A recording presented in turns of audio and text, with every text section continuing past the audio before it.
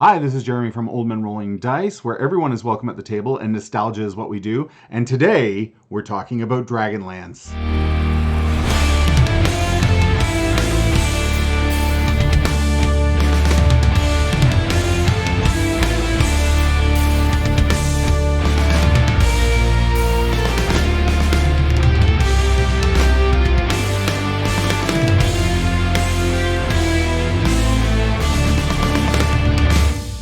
Up until now, Old Men Rolling Dice has only been posting live play content.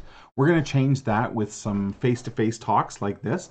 So I invite you to click the like button and subscribe if anything here interests you, and we'd love to get to know you better.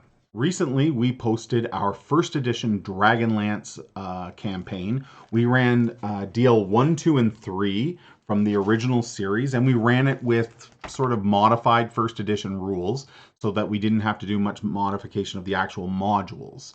And we wanted to have that sort of old school feel. They did very well here on YouTube, exceeded our expectations, and you guys asked a lot of questions about sort of how we handled character creation and some other elements of that campaign. So today we're going to talk about how we created our own characters for that campaign. So the first thing we did was start with a session 0, and we talked about what sort of rules or restrictions we were going to have with the campaign, and also the kind of feel we were going for as well. We looked at using the pre-generated characters, which are the Infellows. You might be familiar with them if you're a Dragonlance fan. Characters like Raceland, Karaman, Sturm Brightblade, Goldmoon Riverwind, Flint, Tasselhoff, these characters. There's the option to play those in the original module. However, my players were not as interested in that. They wanted to make their own heroes of the War of the Lance, and I thought that was a great idea. So we went about constructing characters that would fill the space of these pre-gen, these sort of legendary characters of Dragonlance. During session 0, we were playing first edition, so we brought this book into play and decided this is how we would create characters for the campaign. The only restrictions we put on this book were no half-orcs, no halflings, because they're just not part of Kryn. They would have to have come from somewhere else, like through a portal or something like that. We decided we didn't want that kind of a game. So we restricted those two races. When it came to classes, we restricted the Paladin class and the Monk class, as they did not fit into Kryn either. Clerics and Druids had an asterisk beside them because there is no healing magic at the beginning of this campaign. However, I let the players know that if they wanted to choose a Cleric or a Druid, then they would be a part of a really cool storyline where healing magic would return to Kryn. The other book we used was the Unearthed Arcana. And from Unearthed Arcana, we allowed Thief Acrobat. We also allowed Cavalier. We did not allow the Barbarian. We felt it didn't sort of fit the way the hatred of magic. You can argue with me on that. I'm sure there's people out there that could make the Barbarian fit, but we just decided we were not going to do that for our campaign. Last, we used Dragonlance Adventures. And what we really used out of this was the rules for the Solamnic Knights, which sort of mimic the Cavalier from Unearthed Arcana. Also, this is where we got our rules for any Kender characters that wanted to play in the game. And there was Urda and Minotaur in here, and we went back and forth on whether we would allow those races for a little while, and then decided that we wanted to stick as close to the original Infellows as possible. So Minotaurs and Urda were not allowed. But again, it's session 0. These are the things you decide. And our choices wouldn't necessarily be your choices. I don't see why there's any reason why you couldn't have added those races to the game. When it came to rolling stats, we wanted to try to make it feel as old school as possible. But 6 in the order they come, 3d6, 6 times in the order they come, that seemed a little heavy-handed. The players were not interested in that. So we looked to the original DMG, and we found method 2. We rolled 12 times. We did only roll 3d6, but we rolled 12 times and took the 6 highest. The characters begin in Dragons of Despair, the first module, not at level 1. They're higher. the pregens ranged from 4th to 6th level, and the module was sort of scaled for that. So we decided that everyone would get 20,001, and that one is very important in the tables for for Advanced Dungeons & Dragons. So 20,001 XP was rewarded to each, and they could split that if they wanted to multi-class. They could do anything they'd like with it. So that meant that we had characters sort of in the middle there at 5th level for most classes. Knights and magic users fell below that. They started at 4th level. And rogues, of course, level 6. And then everybody else was sort of at different distances from their next level up, depending on what class they were playing. Family plays a large role in the Dragonlance series, the connection between brothers and sisters and whatnot. So I wanted to mimic that in the characters. So I asked them during session 0, would anyone be interested in being a brother or sister or some sort of relation to someone else? So we had 2 players choose to be brother and sister. And we had another 2 players choose to be brother and half brother and half sister. One was a human, one was a half elf, and then the other pair was dwarves. And I was really excited and really appreciated the fact that my players agreed to do that. The next piece of information we talked about in session 0 was that the characters had all been gone for about 5 years, looking for signs of the true gods and pursuing their own sort of storylines.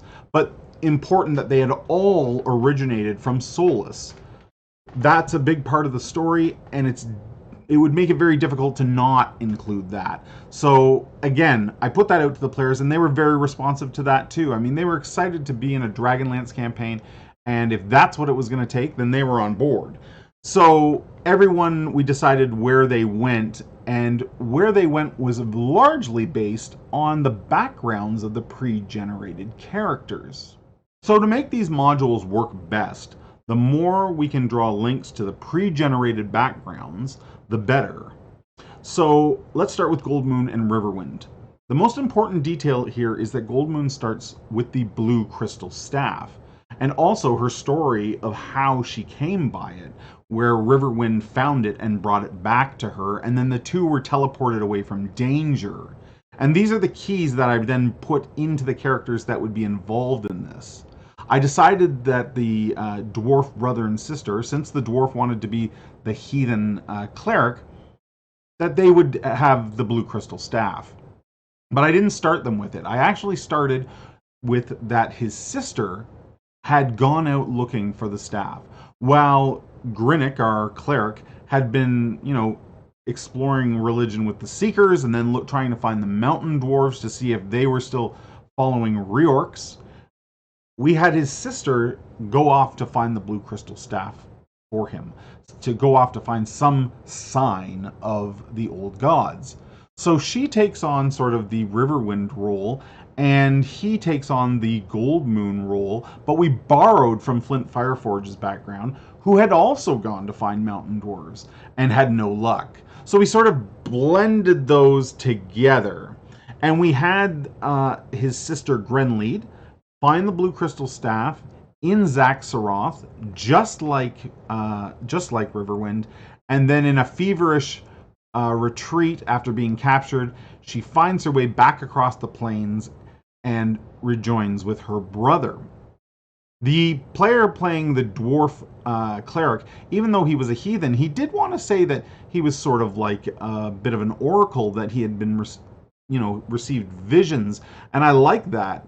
And it was an opportunity for him to know that his sister was in trouble and that she was trying to get back home, and then he broke off his search for the old gods to go and save her. And that's actually how our campaign starts.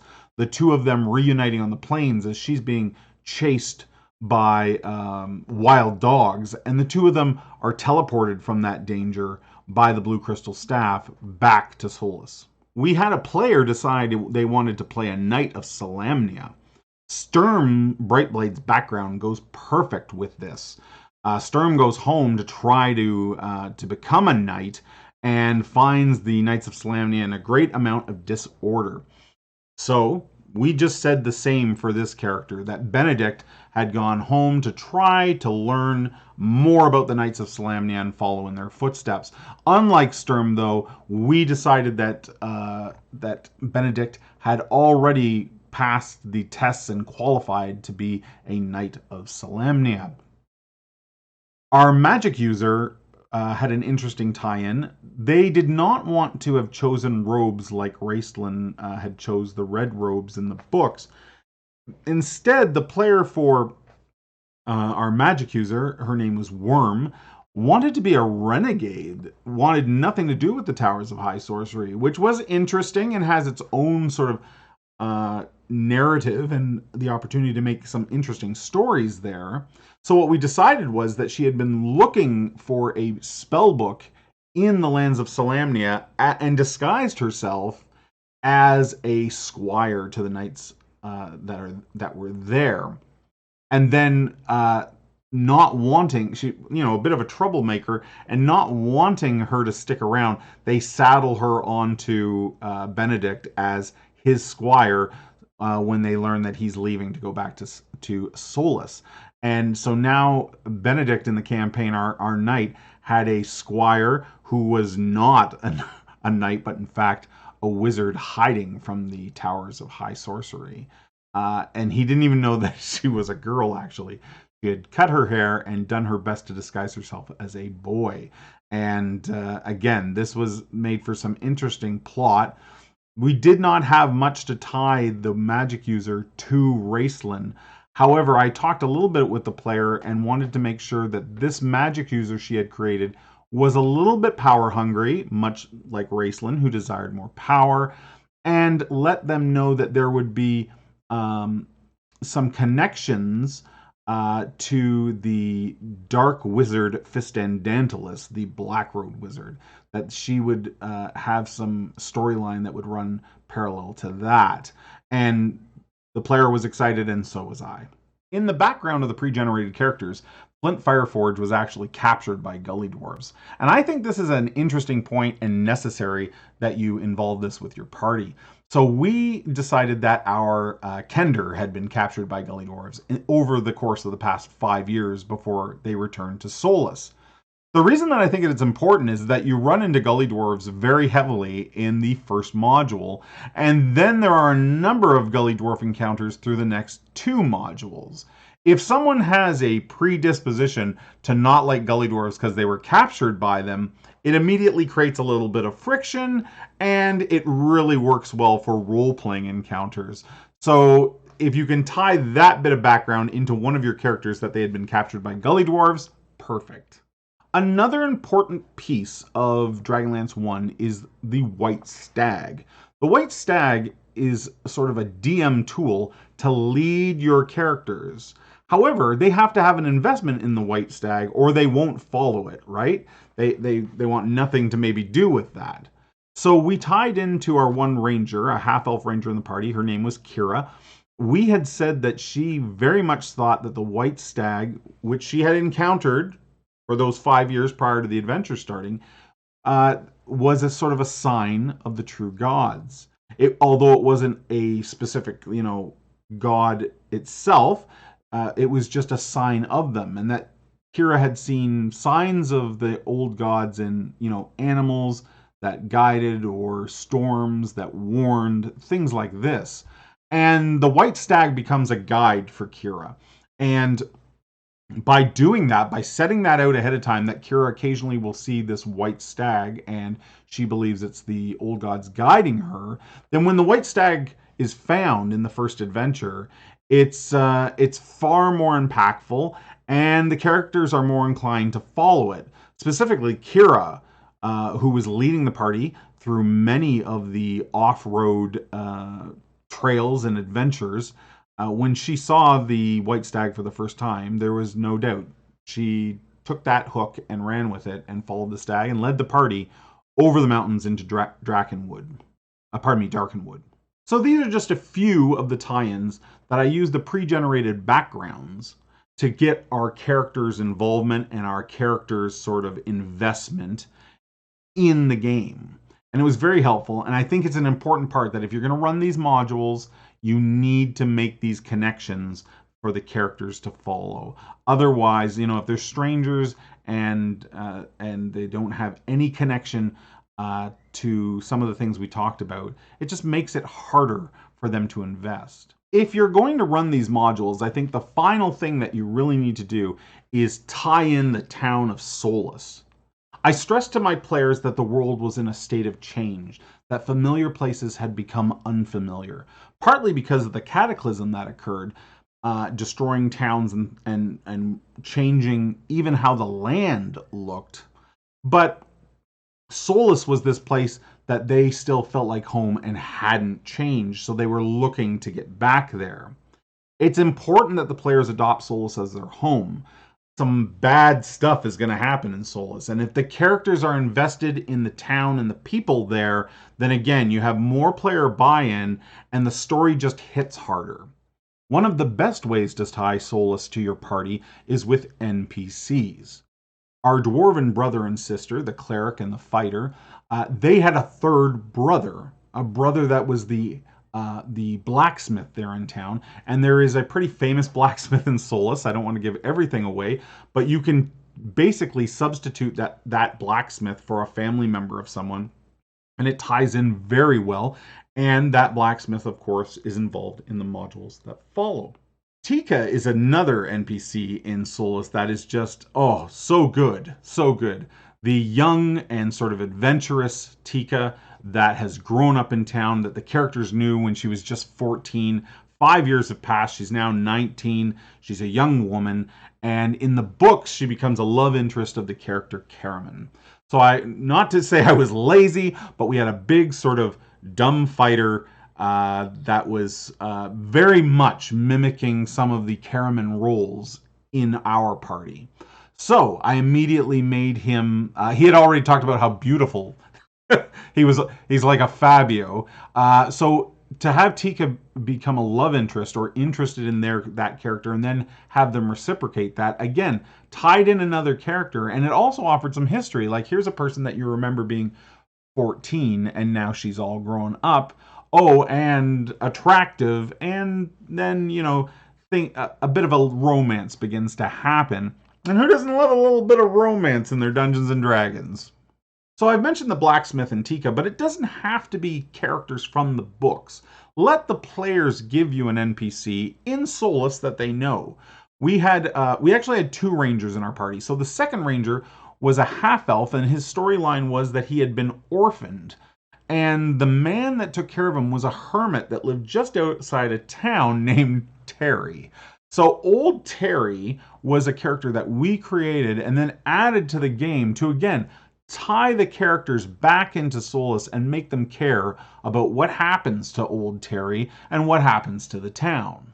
Now, we ran first edition, but if you were running a different edition of Dungeons & Dragons, or even a different role-playing game that was just fantasy-based and using these modules for their rich and sort of nostalgic stories, then that's fine. What I've said here is still valid. The connections between the party and the connections to Solace are all important things to tie into your campaign, regardless of what system you're using. These were just some of the keys that we used in creating our characters through our Session 0 meeting. I strongly recommend a Session 0 regardless of what campaign you're running. It really gives you a chance to communicate what you want to do with the campaign, but also what your players would like to see and do in the campaign. If you're interested in seeing how all of this planning turned out, you can check out our Dragonlance campaign right here on YouTube. I'll post it somewhere up here, or of course down in the information below. If you have a suggestion for character creation, please leave it in the comments. I'd love to hear what you did with your own Dragonlance game, and if you played first, second, or third edition for these modules. Again, I'm very interested to hear other people's take on this campaign.